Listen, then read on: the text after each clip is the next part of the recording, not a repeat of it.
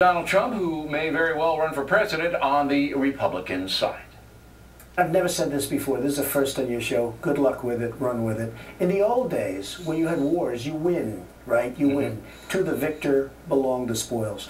So when we go to Iraq, we spend $1.4 trillion so far, and thousands of lives are lost, right? And not to mention all the poor guys and gals with one arm and no arm and all the problems, Absolutely. right? And we're going to leave. And 15 minutes after we leave, Iran is going to go into Iraq. And what do you do to Iran if that happens, if you're president?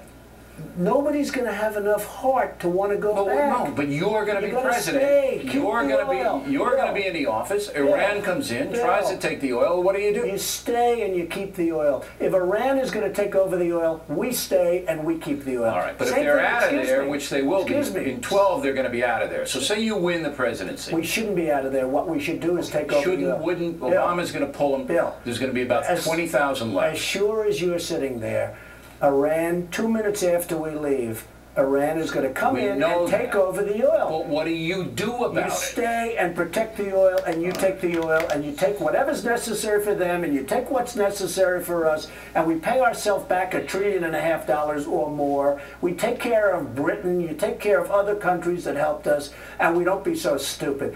You know, we're the only country, if you look at wars over the years, and I study wars, okay, my whole life is a war. You look at wars over the years, a country goes in, they conquer, and they stay.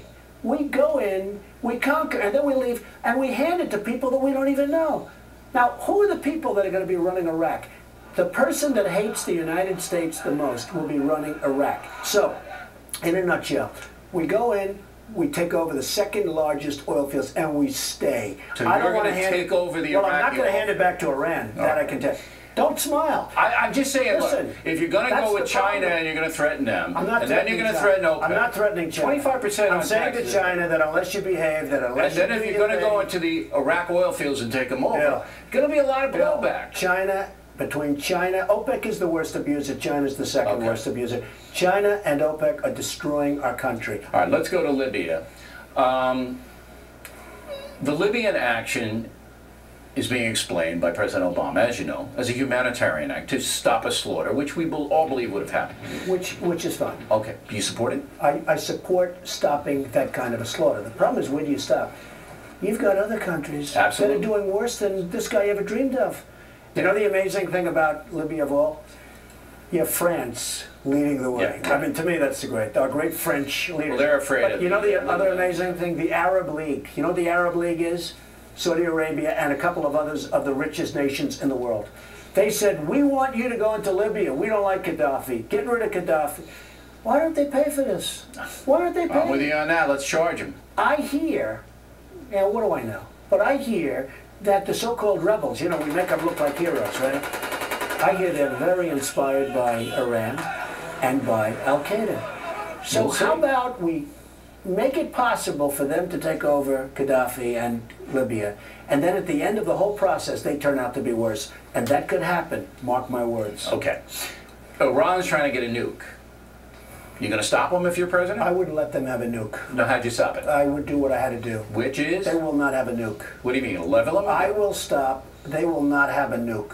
Look, our weak president that kisses everybody's ass is in more wars than I've ever seen. Okay. Now he's in Libya, he's in Afghanistan, he's in Iraq. Nobody respects us, and nobody